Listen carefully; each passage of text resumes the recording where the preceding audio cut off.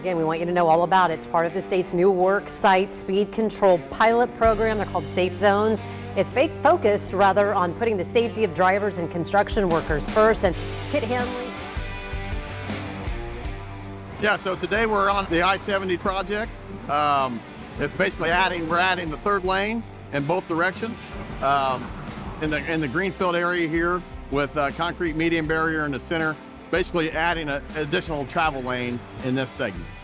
You know, for Milestone, myself, and the industry in general, for the first ever in the state of Indiana, the Safe Zone speed camera system is in place. I'm very thankful to see that come to fruition.